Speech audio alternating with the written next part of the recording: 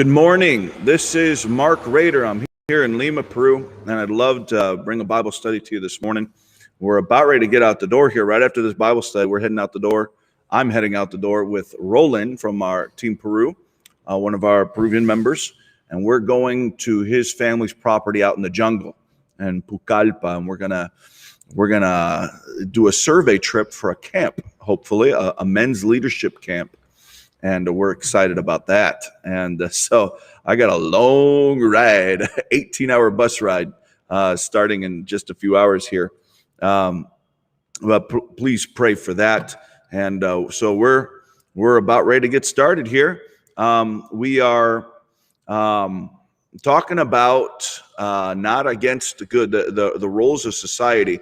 My introduction will be talking about the responsibility of our civil government, and how we should hold them responsible to their responsibilities. But that's just introduction. I want to talk about the application towards us. And this won't be just a venting about them, although we could spend quite a time doing that, I'm sure, but it won't come to any avail, any effect. But I'm not sure if I'm using that terminology right. Anyway, let's go on here. Occasionally I get something right in both languages. So we're in Romans chapter 13, and it says, let every soul be subject unto the higher powers. I like what it says in Spanish here in the higher powers. It says autoridades superiores. And it says the superior powers. And that seems to ring a little better in the ears of a military man. He is supposed to follow his higher orders, his superior officers. And so we have Romans 13:1. Let every soul be subject unto the higher powers, for there is no power but of God. The powers that be are ordained of God. Whosoever therefore resisteth the power resisteth the ordinance of God, and they that resist shall receive to themselves damnation. For rulers are not a terror to good works, but to evil works. I'm going to read that part again because that's part of my emphasis today. For rulers are not a terror to good works, but to evil works. And that's why they are ordained by God to do said service. That's why they have authority with God. That's why the Bible calls them the ministers, servants of God. And it says, for rulers are not a terror to good works, but to evil works. Wilt thou then not be afraid of the power? Do that which is good, and thou shalt have praise of the same. For he is the minister of God to thee for good. And but if thou do evil, but if thou that do that which is evil, be afraid. All right, so we're going on here. The role of the civil government is an authority given by God. Our civil government is an authority given by God to not bear the sword against the good, but against the evil, of society. Our civil governments are not to punish good. They're to punish evil. Now, we have to understand that if they are servants of God, then they are enforcing the good of God, God's good and not their own. It is our civil government's authority to punish evil, not good. And who determines what is good and what is evil? Who determines what is good and what is evil? God does, of course. It is not our civil government's position, nor in their power, nor in their authority to determine what is good and what is evil. And verse number 9 says, in the same passage, it's still the same passage. These commentaries, don't worry about these commentaries. They're going to throw you for a loop sometimes, all right? It's all written together. The Bible wasn't written with commentary. It continues. Verse number 8 is still part of this context. When it says, owe no man anything, it's talking about tribute and taxes. Yeah, Jesus said, pay your taxes.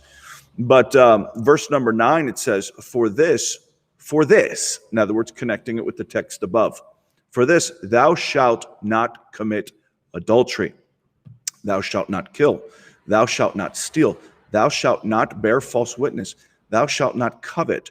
For if there be any other commandment, it is briefly comprehended in this saying, namely, thou shalt love thy neighbor as thyself. Neighbor, civil order, and it is our civil government to maintain a moral civil order. If we're all committing adultery and violating each other, and we're killing each other, and we're robbing and stealing and lying about each other, and constantly coveting what the other person has, that is not a moral society, and it is very much out of order, in desperate need of a better civil society.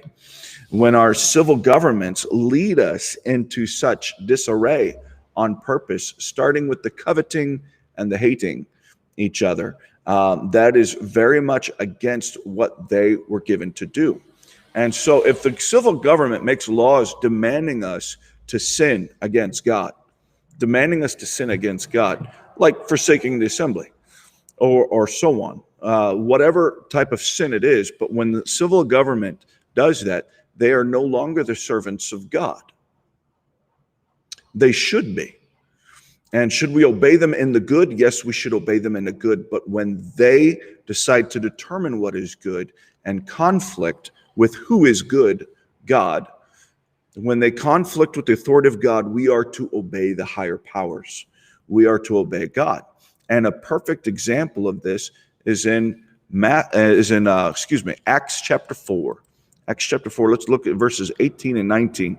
So in verse 18, the Pharisees, who are the civil leaders, they are the civil authority of the civil government in that day. In verse number 18, it says, and they called them and commanded them not to speak at all, nor teach in the name of Jesus. In other words, cease and desist of your meetings. Cease and desist of calling people together to talk about this. And how are you going to talk about his name if you don't have people present? So verse number 9, we have, but Peter and John answered and said unto them, whether it be right in the sight of God to hearken unto you more than unto God, judge ye. And that's an excellent question. And they were very much in their right for saying so. Now, we have to understand, in a sin-cursed world, there is a consequence for doing evil, and there is a consequence for doing right, because this world is governed by wicked men, and we must accept our consequences for doing wrong, because if we don't do that first, we'll never accept the consequences for doing right, and we'll never do right. And why can, and understand, we're talking about civil duty, your civil duty here. It is your civil duty to remind your civil leaders that they are civil servants. They are the servants of God, ministers of God. They are the civil servants represented to serve the people. And it is our civil responsibility to hold them accountable. The problem is, if we do not have the moral character to hold ourselves responsible for our actions, how can we hold them accountable? And that is part of the reason why they give out free money, so that you don't have to be responsible for you. Because if you drop your responsibility for you, then you can never hold them accountable either. And that is the civil responsibility for the Christian, to hold himself responsible, to hold himself in self-control, and to be able to self-govern himself. And when the Christian cannot self-govern himself, nor can he hold his civil government accountable either. And so you have to hold yourself accountable. And so that's a lesson for today. Yes, I need to look at my responsibility and search myself out. As Ezekiel chapter 9 says, judgment starts with the house of God. I've got to examine myself. And I got to say, where am I going wrong? Not governing myself morally. Because if I can't govern myself morally, then I will not have the morality to hold my civil leaders responsible morally as well. And so why is America going down the tubes? Because we have horrible leaders? No, because we are allowing them to be horrible. And and abhorrent and against God. And so it is not their responsibility to determine what is good and what is evil. That is God's responsibility. It is their responsibility to enforce the morality of God as God has already laid it out and written it out.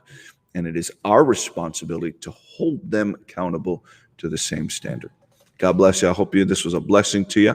And so basically, if we get revived, so will our countries. God bless you.